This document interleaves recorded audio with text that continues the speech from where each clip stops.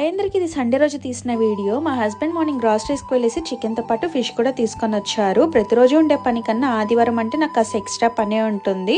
మా ఇంట్లో బ్రేక్ఫాస్ట్కి వచ్చేసి చికెన్ కర్రీ చేసి దోశ చేద్దాం అనుకున్నాను. పిండి కూడా బాగా పులుసునింది. మీరు ఎవరైనా dosa with chicken curry combination try చేస్తుండారా? చాలా బాగుంటుంది. ట్రై చేయకపోతే వెంటనే ట్రై చేయండి. భవేష్కి కూడా చాలా బాగా నచ్చునింది. అలానే ఇంకా బగారా రైస్ కూడా వెంటనే ప్రిపేర్ చేసి పక్కకు పెట్టేశాను.